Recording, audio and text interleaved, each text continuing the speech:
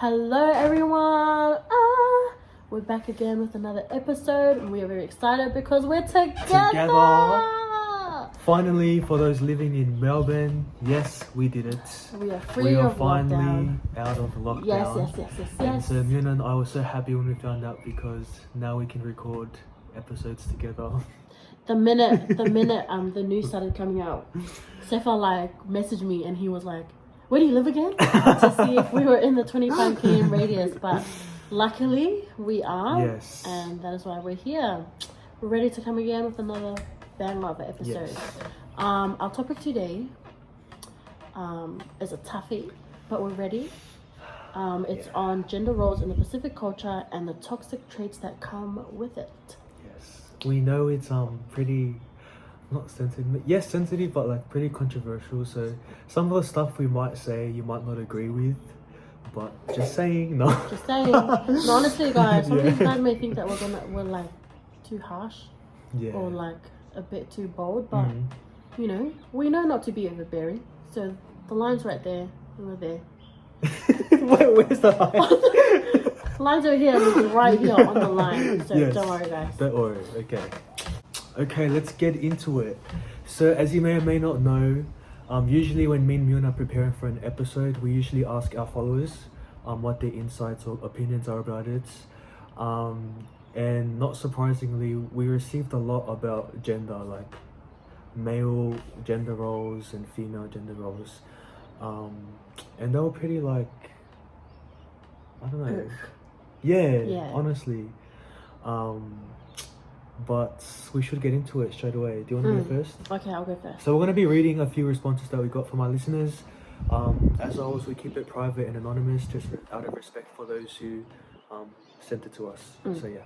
Okay. Being a girl and having to do all the chores at home while my brothers are treated like princesses, I am not Cinderella. There. Like he said there and not the other word. Yeah. So I think the Cinder was like getting a bit emotional there in the feels, you know, expressing. Yes. I have a lot to say about that. But you can go first. I mean, I'm a girl, and if you're a girl, especially if you're Tongan, and you're a girl and you're not treated like this, I don't know if you're Tongan, sis. No, I'm kidding. I just think like I can relate to what she's saying. I don't have many brothers, but the brothers that I do have, they are treated like they're more important than us females. Would you say they're given more like flexibility to do stuff? Yes, definitely. Like if the house was messy and we all had places to be because we're all like, you know, busy and time consumers, the girls would often get told to stay behind to clean the house. And the boys like literally would be able to leave home and just go and do whatever they wanted to do. Sometimes at dinner, after we eat at dinner, us girls are the ones that get asked to do the chores, to clean up, and the guys just like, it's whatever. That's kind of unfair though, in a way. I mean, like, I feel like in our culture, like the men are like expected to like work and stuff. That's true. But like, yeah, like I get the fact that they're like working and providing food for the family, putting, you know, stuff for us to eat on the table. But I guess when it comes to like, if we're just talking about like housework alone, I don't think it's fair just to say that because you're a male, that gives you enough reason to say that, you know, you don't have to do the work in the house. Yeah. The reason why I have a lot to say about this is because I actually come from a family of all boys, so we have no girls in the house. So like that stereotype that is in the houses where there are daughters, it doesn't exist in ours. So we basically had to do all of the roles that daughters would usually do. Dang. Yeah. And I think that kind of opened my eyes because I'm like, you know, all these gender roles, I don't think they should exist. And I don't think people should be using, oh, I'm a man, so I don't have to, you know, wash the dishes or do the washing and stuff. So yeah, I mean, my family dynamic is way different. So yeah, I mean, I never thought about the families that don't have girls, but I do know families that have like one girl, and gosh, and they still do I feel everything. Sorry for the one girl. But yeah, there are some cases where the guys do actually work and some of the girls get to rest. But in I think most cases in most Tongan families, the girls are expected to. Unlucky for you, Sefa. Yeah, we basically I mean, us boys basically have to take on both roles if you put it that way. Yeah. But I think here's how I see it. Housework is a life skill, not a gender role. Exactly. Okay. Housework is something that all of us have to learn. It's not something that's just gender specific. Not only girls. Girls aren't born just to do housework. Like everyone has to do it in their lives. What do you think what about in the modern world, like normal living, or like those who are not Polynesians? Do you know if they do the same thing? Like, is it equal in their homes, the men and women clean? Because I feel like it is low key. Probably not. Yeah, not in like, no. Yeah. I think gender roles in specific. Yeah, it applies to every culture, like everywhere we go.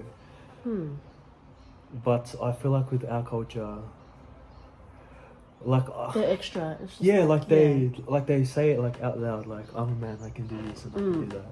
Whereas in other cultures, it's kind of like in the behavior, but they don't really point it out. So yeah. Yeah. But that was a good response. Yeah. I mean, remember guys, please don't be playing games 24/7. Help out in the house. Help out your parents, man. Yeah, for real. So I had to learn that the hard way because I remember when I went through a phase where I was like so lazy, just playing games, staying in my room all the time. And then you would just see my mom like doing all the work. And that kind of opened my eyes and I was like, oh my gosh, that's kind of unfair.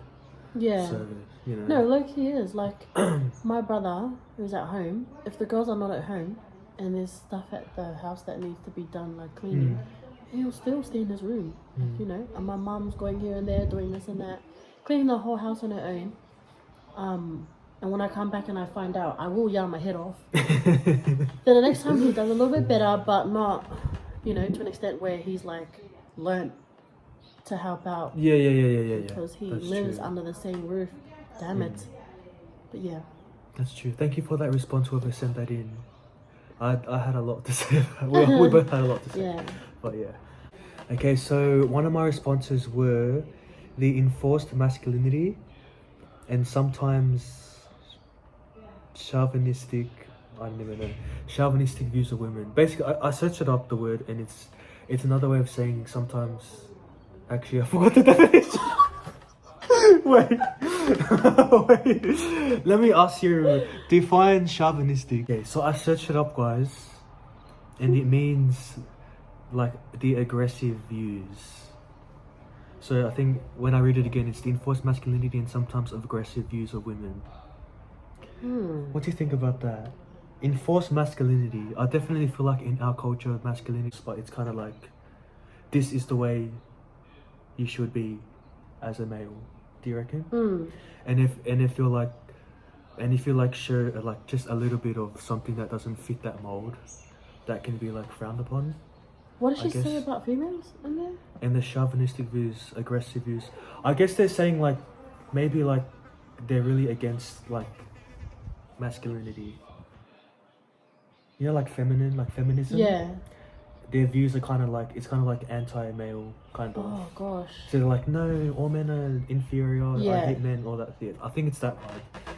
Yeah. Okay, I thought she was talking about like females are expected to like not be masculine, like not work, or like do you know what I mean? Because like so I'm just saying like my dad, he's like, okay, I'm explaining my dad now.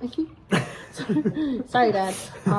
But he's like when he tells me and my sisters to look for a husband, sometimes he slips up. I don't know if he means it or not, but he tells us to like find someone who will like take care of you, and someone who's loving enough to like have you be at home while he works hard. You know what I mean?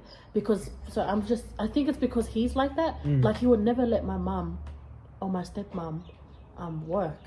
Like he won't allow it. He's just like he feels like he's obligated to take care of that responsibility, like, and fulfill it, and not let any of us like work. Yeah, he wouldn't allow it. He wouldn't allow her to work. Wow. I think that's kind of the same with my dad. I could prefer my mom just staying at home and looking after the kids. Yeah.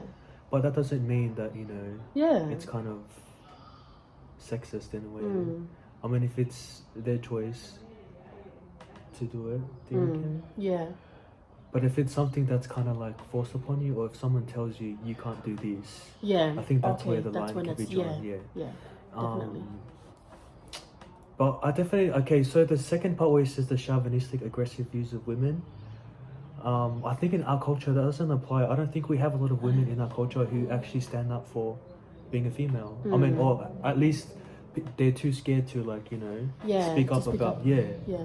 I think as well as men with the whole issue of toxic masculinity and like having to suppress their feelings, I feel like women go through the same thing as well. So it's kind of like a double standard. Yeah. I don't know. There's another response that I got that kind of ties in with this, but I'll read it later. Yeah. That's all I can say from it though. Yeah. It's very I mean, I'm pretty big on toxic masculinity. Like, I do believe it's real, and I feel like the people who deny it are the people who actually like embody the actual. Like, if the people don't recognize it, yeah, you're toxic. No, I'm kidding. No, I'm kidding. But yeah, I definitely agree with what this person sent in. I do feel like the gender roles are definitely enforced and in a way forced upon us. That's a toxic trait. That's a toxic trait. Yeah. So many toxic. I mean, like, I didn't notice how many toxic traits our culture has until like I asked the people and like actually thought about it. It was just like, or even the ones that like you thought like were toxic but you weren't sure, and then those responses kind of confirmed it. I was like, okay, I wasn't alone in thinking that. So yeah. Next one? Yeah. Okay. Next one. Thank you. I know who you are though, but okay. Wives are expected to follow the wishes and demands of their husbands. Expected. Yeah. Okay, yes, I agree with you, honey. I think that that's a big one for our culture. I'm pretty sure it's the same with the other cultures as well. Oh, actually, I think. I mean, I definitely know of other cultures that have that. So I know, like, correct me if I'm wrong, the Samoans, they're like females. The males come first in your guys' culture. That's what I was told. Whereas in the Tongans, it's like not really, No, like, I think really... Tonga's like so we have the patriarchy, which is like probably the most common in the world. But Tonga, it's based on the matriarchy, so like in ranking, the women like outrank the man in importance. But I know of some people who are expected to like follow their husbands. I think that's more of like a that ties down to some religions in the Tongan culture. Like my dad would always say, like, if you marry out of the church that I'm a part of, say if I marry someone who's Catholic, I'm expected to go to the Catholic faith. Like, I have to follow him. Whatever my husband tells me to do, I have to like do it. If he like, we get money and I want to send money to my family, if he says no, it's no. Like, because he's my husband, he's the leader of the family. Us females have to like respect that, and because it was our choice to marry him, knowing that he comes with like a bag, and some of the what's included in this bag is like some of these traits. You have to like swallow your pride, cry silently, kind of thing, and just follow your husband, which is kind of like sad. I don't think it's common in our culture, but it's definitely still being practiced as something that I know is. I mean, when you were saying that, I was kind of thinking of like our culture, Tongan culture, and you know how I said before, how it's like in ranking, in position, the women outrank the man. Yeah. But in a family setting, the man is the one who. That's true. Do you get it? Like, okay, so for women Oh yes. So women like are high ranking based on their social position, but based on their gender alone, it's a whole different story. Definitely. Like, I think that's why it's kind of like. So weird. like, just say for example, like fahu, like if we're talking about fahus, the fahu overlooks and is like most respected in the family, but in the fahu's family, she has to, follow what her husband. It's whole different. It's wants from her. It's completely different. So that's so true. I didn't look at that point, but that's a good one. Oh yeah, the whole question of like Okay, I know a lot of like females are kind of against when people say that they should submit to the husband, because people kind of take the word submit in being like they should Different be. context, yeah. Yeah. But what are your thoughts on that? I think, I don't know, I don't even know if it's a biblical thing, hey. I think it's actually a biblical thing. Like, ever since back then, the wives were expected to, like, submit to their spouses. But I mean, submit. I don't think it Like, means. okay, what's your understanding? Or, like, how would you... Well, I feel like society's definition of submit is like, commit, like... no, I feel like Okay, so I'm the looking more like feminist, I commitment guess the when- more feminist views of submit is being inferior to men, to the husband. Oh, So the okay. husband is the head of the house. What they say goes, kind of. Yeah. But I feel like the actual definition of submit is kind of like trusting, or like, do you get what I'm saying? Yes. In that way, like Okay. trusting like your husband that he will like lead the family in Yeah. a way, Yeah. instead of just like saying that he has more authority over you. Yeah. That's what I think about it. Okay, yeah, that makes sense then. Yeah. Hmm. Because I was reading, oh my gosh. I was reading someone's post, and they were saying, they said, I would gladly submit to my husband, and here's the reason why. And that's what she said. I was like, that's a good way of putting it, if you say it like that. Depends on what you mean or how you Yeah. define submit. Yeah. But that's definitely a toxic trait that whole wives are expected to follow. Yeah. But I feel like with like modern Polynesian families or Pacific families, that stereotype is kind of like, I feel like we're moving more towards working hand in hand instead of. Do you reckon? Yeah, well, I mean, that's why I'm grateful for the gospel. Yeah, Because, yeah, like, they yeah, actually yeah, teach that you need to, like, work together. yeah, yeah. Like, yeah, the males can steer the ship, but you can't steer it the right way without. Yeah, it's kind of like, it's not like behind every man, Yeah. it's like next to Yeah, every like man, next is to it? you. Yeah, it's a good one. Thank you so much. Thank you. Okay, so the next response, I'm going to be quite talky, quite mouthy, but it was the double standard between the males and females. Talk about it. Yes, it's the girl, we will talk about it. Double standards. Okay, you begin, because you said you want to be so talky. Yes. Oh, well, double standards. Sefa, if you could define like what she means by double standards. Okay, I feel like my definition of double standard is when you limit one gender into not doing anything, but then you give the freedom of the other gender to do. So like, for example, like men can do this, but women can't. It's like double standard. So yeah. I'm gonna go straight into it. One of the responses that we received had to do with like fahus and the white sheets, mohenga mole. So I guess everything that comes in with like. So the Tongan culture is very like, I think that they're very heavy with the females. And so when things happen like marriages, they're giving a female away, like a family is giving away their daughter, their most prized possession, to another family, to a man to take her. So we received a few responses that were talking about the white sheet. For those who don't know, there is a tradition in the Tongan culture. I don't know too, so I'm actually learning as we go. So yeah. I don't know about the other Polynesian cultures, the other Pacific communities, and what they believe in or how they do this, but with us Tongans, females are expected to partake of the white sheet. Emphasis on the white sheet. And so basically what it is like the white sheet, when a family gives away their daughter to a man, she has to prove her worth or her purity to her husband and the husband's family with the white sheet.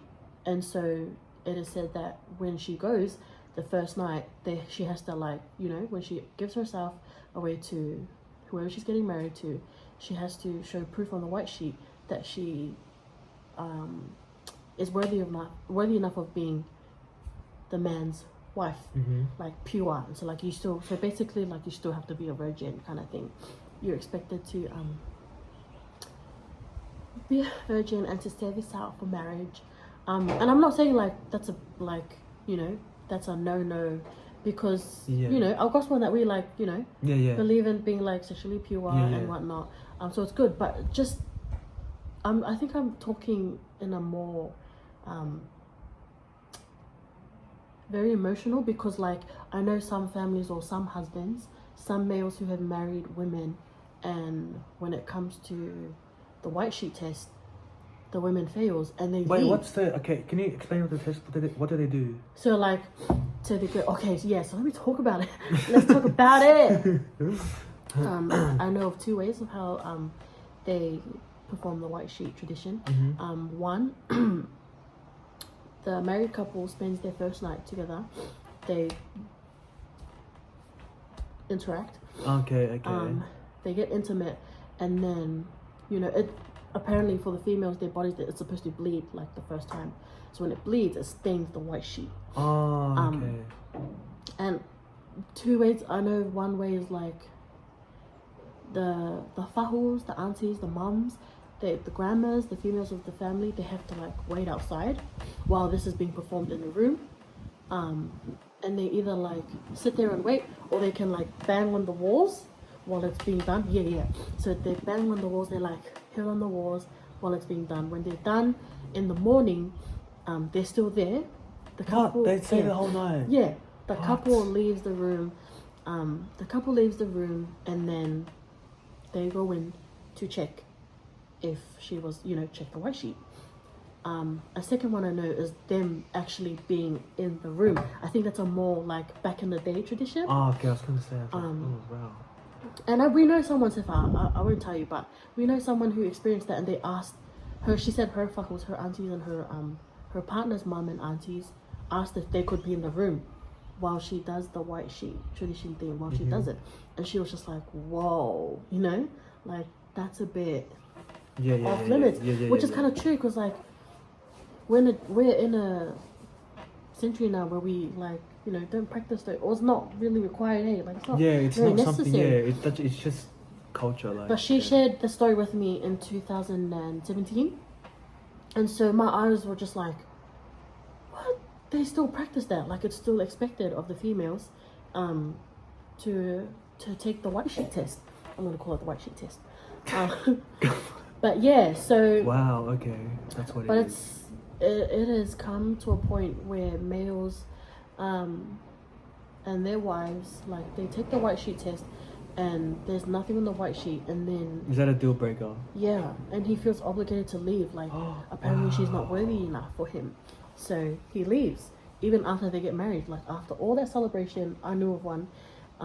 After all that celebration, all that money spent, the gifts, and you know, all that celebration, just everything went to waste because She didn't pass the white sheet. she didn't pass the white sheet test. And it's sad because some females are like, my girls know out there, not everyone like bleeds, you know, like not everybody is the same. It's just, they function differently. Yeah.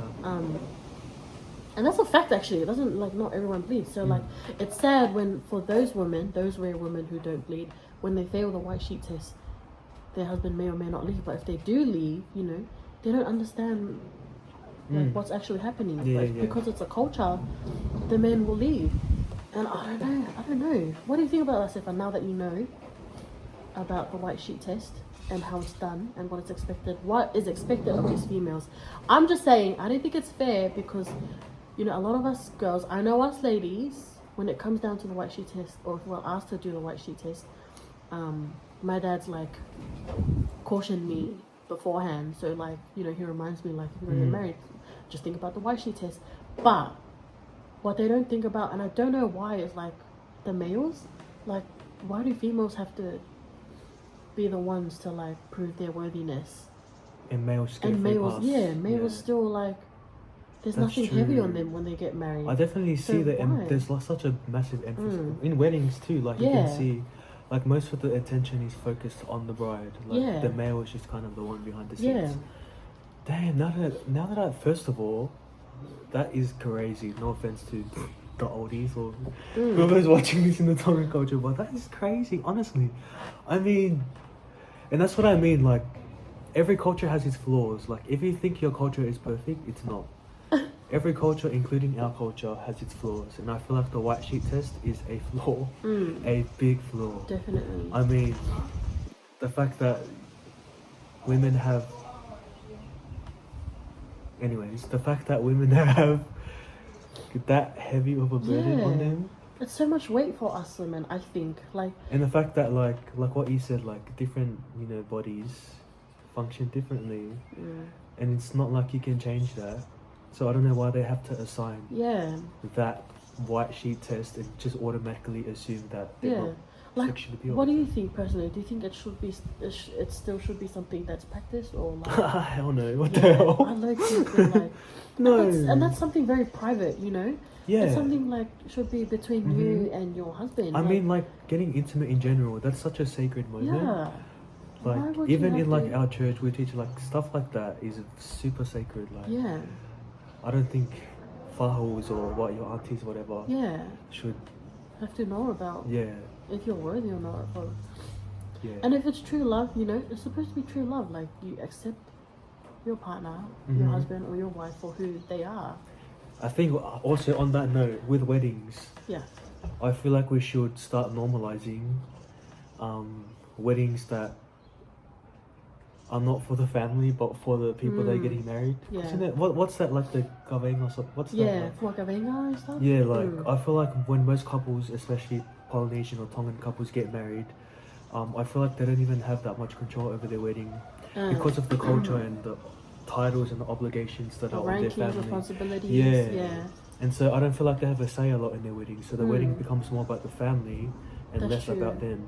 And there was so much money. I know there were some responses that talked about like spending money on like goloa, like gifts, and giving them away, and then like at the end you're nothing but broke. And then you think like, was it really worth it? Yeah, no, for real. Like only for a title. Well, I guess in some big celebrations, it's like it's appropriate, but for some like weddings, it can go really extra, and I think like way too overboard. Yeah, because I saw one of the responses that you got, Sefa. It was talking about the mohenga mole. So for those who don't know what a mohenga mole is, it's one of the things that a bride has to do to offer for the groom and his sisters, the groom's sisters basically. So what it is, it's just like a mattress size. Well, it's like a bunch of mats to a size of a mattress. You know what I mean? Like the thickness of a mattress. The thickness of a mattress is how many mats, or like tough. And I think it becomes toxic when like some females in some families feel obligated to like put more mats on because it's like their worth, you know what I mean? It's just one of those things like, oh, if we provide just 2 or 3 mats, they're gonna think we're a poor family. And then sometimes the family of the grooms will think like, oh, she's not even all that because she only offered us 2 or 3 mats, you know what I mean? So they're gonna feel like so we all know how expensive those mats are, and it's sad because some people feel like they have to follow that tradition of offering a mohenga mole because it's a must if you do a Tongan wedding apparently. And then everyone's broke. But they do it because it's out of like. But they do it because it's part of the culture. So I don't know how people back then like, because I personally believe that it wasn't like a like it was a thing back then, but not to that point where it is now. Like it had to be like I think they've 2, 3, 4, 5. You know what I mean? Or maybe like the value of the mats have changed, have gone more pricey.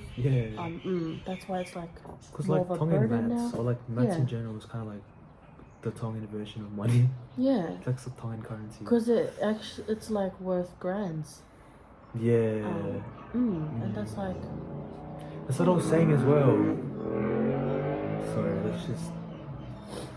that's what I was saying as well about like, not every culture is perfect. Like like Pacific culture in general, like we said in our last episode, it is so beautiful. Like we have so much to offer, but then there's the other side where, even if we didn't realize it, it does have an effect on us.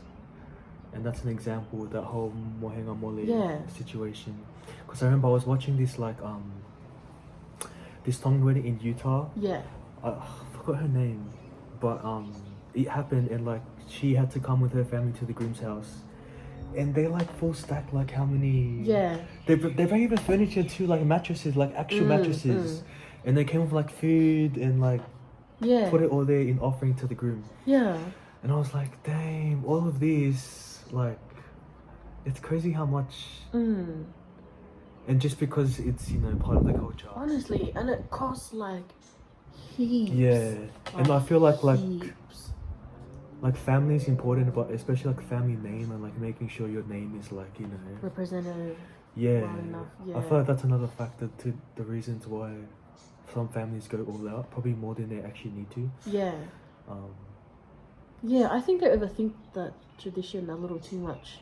Because it's not like, I don't know if some of the Tongans are thinking, because it's not only like the marriages, it's like the process of engagement, the 3-day process of engagement. Oh yes, you're telling me about that. Yeah, and before. like even dating, if it's done the Tongan way, like, you know, there's a lot of money that's gone into spending for those kind of events because it's part of the tradition. I don't know. I low-key think it's a waste of money. I high-key think it is a waste of money. No, I mean, I already made up my mind. Like when it comes to stuff like that, like I think when it comes to like dating and marriage, and even 21st birthdays. 21st birthdays, okay, exactly. I don't know if you guys. Okay, I actually don't like having like full, you know, 21st birthday, full reception and like the key and stuff. I actually don't believe in the key. That's my own personal opinion. So what I'm planning for my 21st birthday is I actually want to make my key as the cake. Yeah. Yeah, I'm gonna eat the key.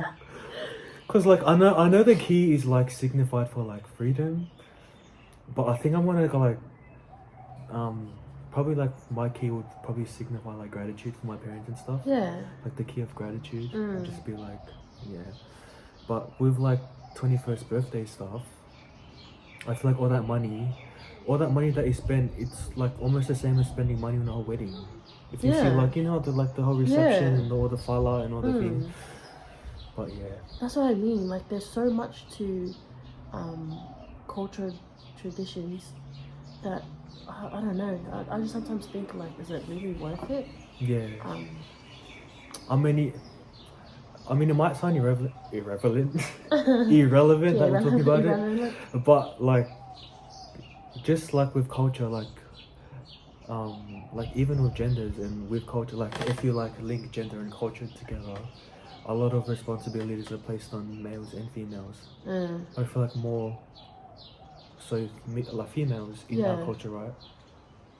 I feel like it was more suitable back then because like cost of living wasn't that hard to, or like wasn't, you know, as demanding as it is now. That's why like a lot of us go broke, is because like we are also living in a world that expects so much of our hard work and sweat and tears. You know what I mean? I don't think it should be that necessary. Like, yes, the tradition and the meaning behind the tradition and culture, like there's nothing wrong with offering your daughter with all these gifts because you're happy. You know what I mean? Yes. Like you're happy to give away your daughter. But I guess it becomes toxic when Tongans, I'm just going to speak on the Tongans because I've seen it within the Tongan community, becomes toxic when Tongans start like rating you based on how much you give. Yeah, on how much you give and what you have. That's when it becomes toxic. But yeah, like even though we're talking about this and we have like some negative comments, but you know, for those who are celebrating having big 21st, nothing wrong with that. No, yes, like, honestly. Nothing wrong with that. I was just saying, like, yeah, personally, I just prefer to keep my 21st birthday like simple. Yeah. But I mean, if you have the means to do so, go ahead. Yeah, honestly. go ahead. There's nothing wrong with it. But yeah, but like what we were saying, and like what we would want to reiterate, we do know that there are flaws in our culture, specifically Tongan culture, because we know the most about our own culture. But what else is there to say? I mean, if we're talking about gender roles in general, I do definitely feel like there's still a lot of stereotypes that still need to be overlooked.